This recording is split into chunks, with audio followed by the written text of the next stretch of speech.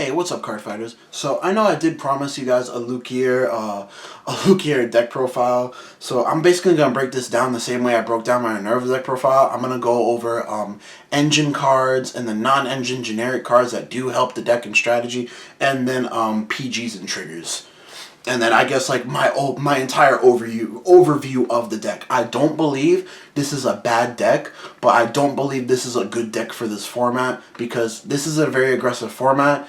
And LUQUIER, at least from how I've played the deck, playing against it and playing with it, it really doesn't have a hand in the first couple turns of the game, and that's just, it's a real feels bad because in this aggressive format that we are in set 8 format, I don't know how the meta is going to shift in set 9. I'm going to assume it's more of the same because the set 9 decks seem, except for like the Gira deck, seem like the same type of aggression, the same type of like pace of the current format.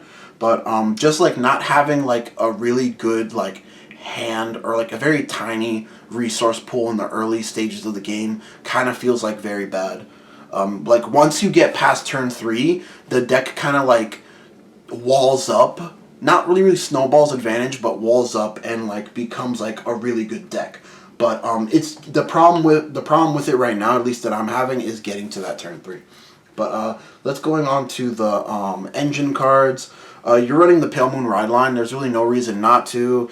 What I really like about running with the grade 2 of the Pale Moon Ride line is more often than not, because like my hand is so weak in the beginning of the game, I use the grade 1 and the grade 2 of the Ride line. So I use the grade 1 to put a PG into soul, and then when I ride on top of the grade 2, I'll add that PG to hand. So I'll basically just use the ride line to wall up if I don't need the ride line to search engine pieces.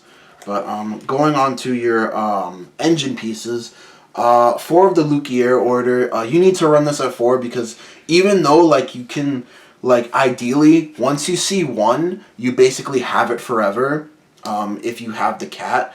But the reason you really do need to run 4 is because it's like you're not guaranteed to get this, and you really need this. If you don't have this, like you make big lines, but they're just 3 attacks.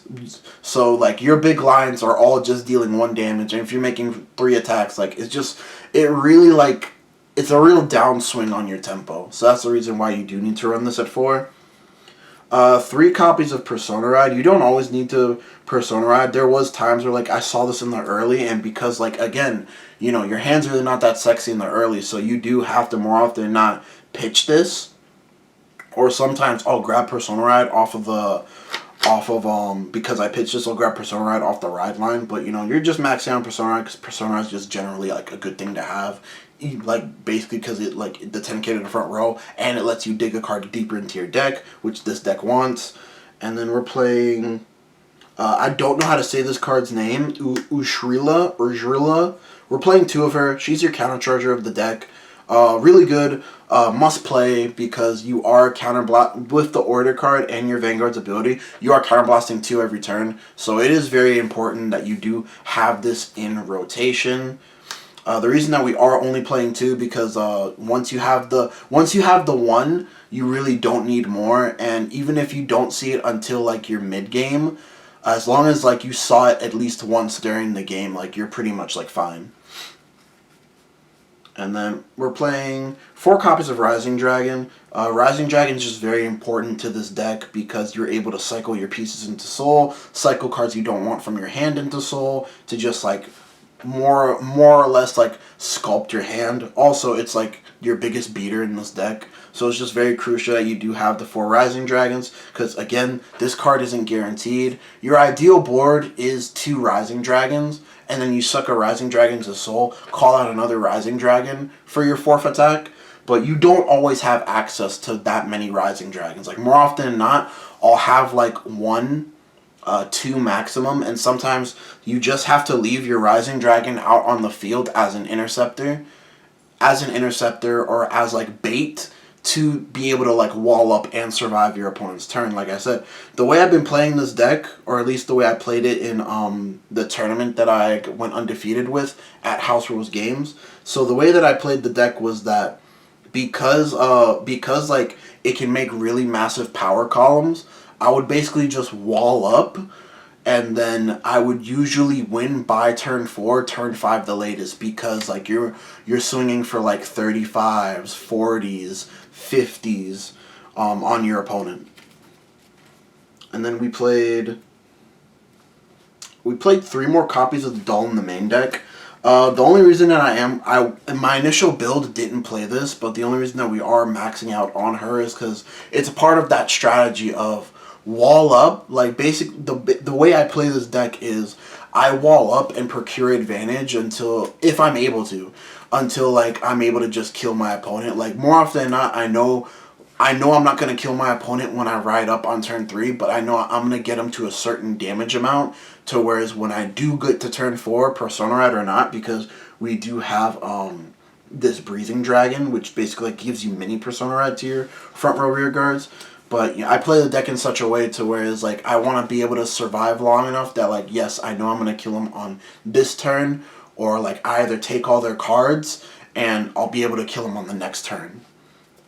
But yeah, we are running 2 Rising Dragons. I feel like 2 is the perfect number because, again, this is one of those cards that like once you see one of them, you like always have it in rotation. And even if it's in the drop zone, you have ways of getting it from the drop zone into your soul. You have ways from getting it to hand into soul. So that's the reason why we only play the 2 Rising Dragons. And getting onto the non-engine cards that really help with this deck, this was one change I made for the deck. I'm playing 4 copies of Falcade Performer. I was playing 3 for the event, and depending on the games I'll show, like you'll see that like 3 was like very like it felt really iffy, to whereas like, but ideally you want to run 4.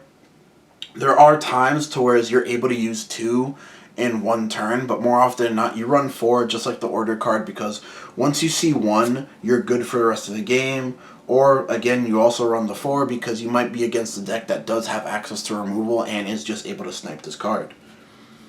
And then, for my personal generic tech slot, what I played was 3 copies of Friend of the Underworld Ling. So my idea here was that, so a buddy of mine was playing Gungan Ram, and then I know other people were playing Brainwash Swirler. My idea was here that I don't need Brainwash Swirler because I already make really good numbers, and I understand why he was playing Gungan Ram, but I never found myself in a position to whereas like I could Soul Blast 3 to draw a card. More often than not, my soul was very like thin and finite, and the cards that I did have in soul, I needed in soul. So Ling was my next best option. I was actually running 4 Lings in the tournament, and she's really good, especially if you go second, to just rush with her, because like she gets you that selective soul charge, so you're able to like selectively soul charge your pieces, and just thin out your deck, which is really good because you do get a shuffle off the ride line. So if you're able to like proc at least like 1 or 2 Lings, it'll just help you compress your deck of non-triggers. And then my final tech card, this actually like won me like the final round, I believe. No, the 3rd round. This won me one of my games. Was I'm playing Desire Devil Hysteria. Now my theory around Desire Devil Hysteria was that it's essentially a 5th dragon, which like I said earlier, you don't always have access to like multiple dragons. And in certain scenarios, like this really pops off if you're at 5 damage, because it's going to get +5 for each of your standing rear guards. So it's going to get a +20 on top of Persona Ride, on top of Breathing Dragon. So you can make this like a 43, a 48 by itself, and then tag it back into Soul. Call a Rising Dragon if the Rising Dragon will be bigger, or like call it back out and then just swing for like still a really good like chunkable of a number. But that was my theory with the Desire Devil Hysteria, just like quote-unquote a better Rising Dragon in certain scenarios. And then there was one game to where it's like I was essentially out of gas. Like I had all my counterblast face down, I couldn't multi-attack, but I was able to Persona Ride, and this just kind of became like a 43k beater for no reason. So yeah, that's why I do run that at 1. And then going on to our PGs and triggers. 3 DPGs and then 1 Blitz Order PG. This is very crucial because of Jet, not really because of like the triple drive, but just to like guard the Jet attack. Like I more often, unless I have to burn it, I will almost always save this for the Chrono Jet attack. One of the Dark States OT, we're still rocking the Ban Baby. This card doesn't deserve to be in the game. I hate it so much. It's the reason why I always lose. More often than not. 3 front triggers. I know certain people are running draws, like 3 draws, 4 draws, like 6 draws. You don't want to do that because this is a Dark States deck, and if you're in draws in a Dark States deck, you will deck out, or like the deck will get really like uncomfortably low. And I essentially took the same approach as if this was Bruce, to whereas the reason I'm running fronts is to help me wall up and survive to get to my kill turns, because ideally your kill turn is turn 4, turn 5, like turn 6 the latest if you get that far. But those are your ideal kill turns, and your fronts just help you get there. Especially since your Vanguard is the weakest attack of the turn, sometimes you'll just like double trigger with a front and break through their 2 to pass. 4 of the Into Soul crits, it did come up a couple times, but like not anything like too like crucial. Like there was one game where I chose to do this over putting a certain card into my, putting either the order into my soul or countercharging, and it just kind of like lost me that game and would force me to go into a game 3, versus if I was able to get the multi-attack, I probably would have won on that turn.